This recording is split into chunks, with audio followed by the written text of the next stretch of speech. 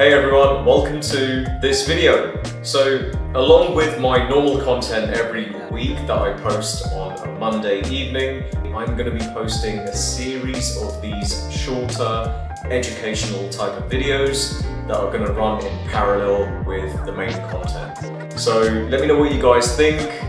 Hope you find it useful and please leave some comments. But yeah, in this week's video, I'm going to be going through the steps involved in scaling your portfolio by using the knowledge of property development and building serious generational wealth. Let's go. So typically when new developers start, they usually choose the BRRR method to start their journey in property development.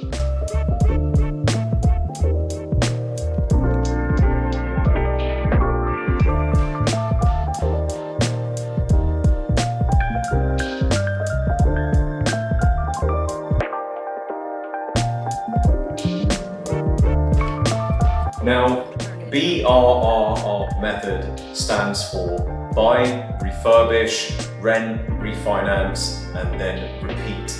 So these are typically smaller, more domestic size properties. That's the route that most new developers would take in starting their property development journey.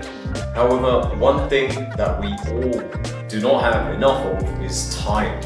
And time is something we are all limited with.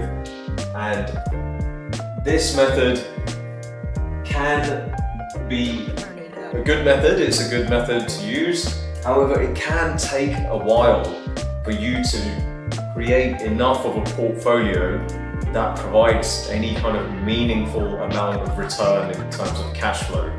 I mean, lots of people have done it and it can be done. However, one thing that we are all limited with in this life is time, isn't it? So, although this method is good and it can provide some level of cash flow, depending on your goals and aspirations, it can take some time to get to that point.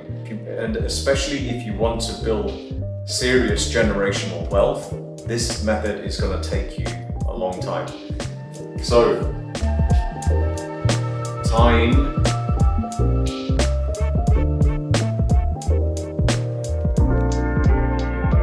is an important factor in the route you go down on your property development journey. So moving on, how do moderately experienced developers do it? Now, one thing that I think is very important is to build an initial cash flow that you can then use for development opportunities, investment opportunities, and that will enable you to get to that end goal quicker. So, let me show you.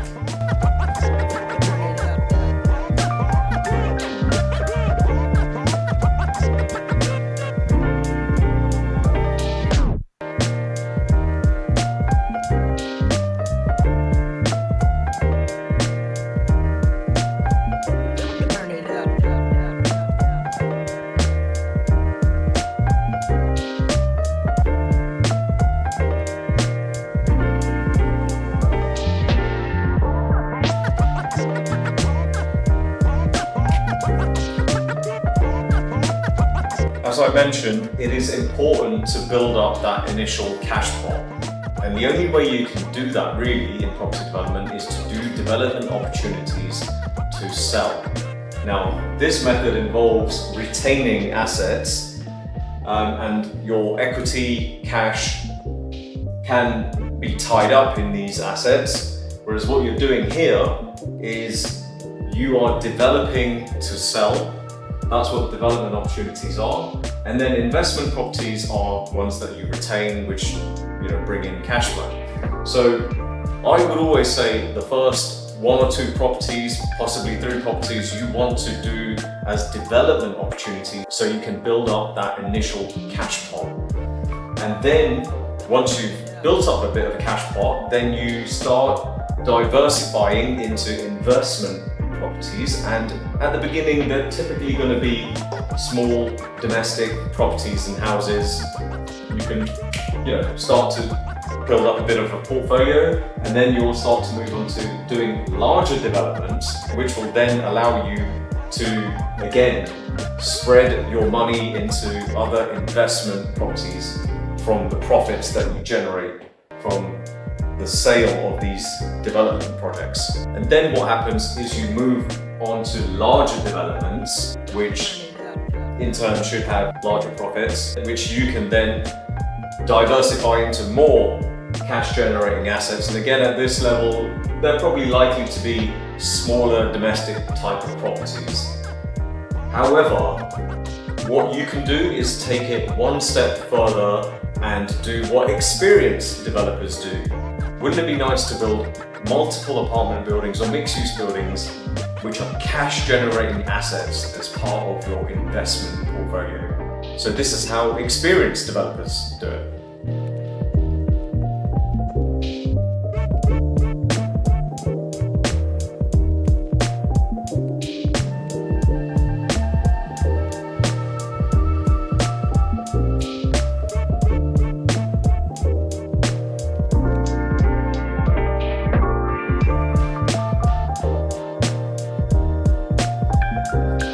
So experienced developers, when you get to this level, you're working on large-scale developments.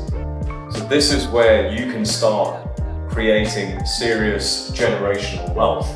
So profits from doing developments, some of those will go into more larger developments, and some of it will go into larger investment projects that become part of your investment portfolio.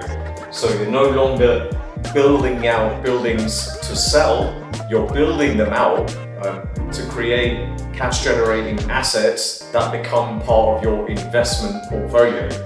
And so what you're then doing at this level is actually just taking on projects to build out for your investment portfolio.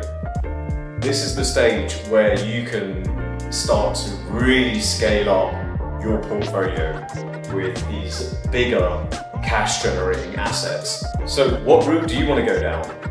Do you want to go down this route, the BRRR route, which is not a bad method, it is quite good. You can generate good cash flow that way. However, we are living in a high interest environment still as well. That's one option.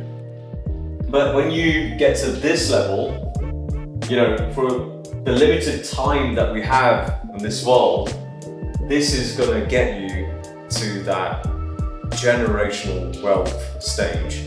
And if I was to draw a quick graph of the two methods,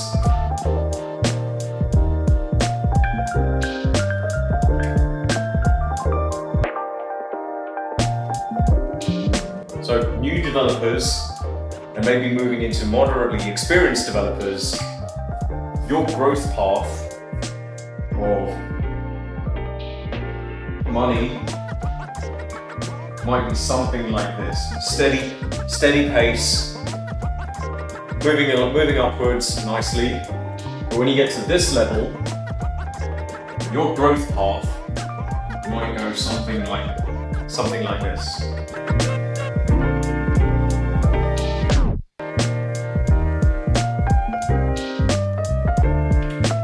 This clearly shows you the importance of knowing and understanding how to do large-scale developments. Because if you don't, then you're going to be stuck down this route, which again, I'm saying is not a bad route, but what do you want in life? We're all here for a limited amount of time, and to build serious generational wealth, you have to understand how to do larger developments. So that's it, guys. I hope you enjoyed this video.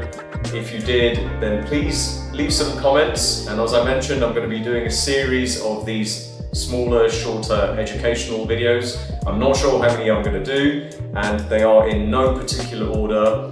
Just whatever topic I want to, discuss, I will be doing a video on it. So if you found this video useful, please leave a nice comment, like the video, and subscribe to the channel if you haven't done so already, and I'll see you at the next one.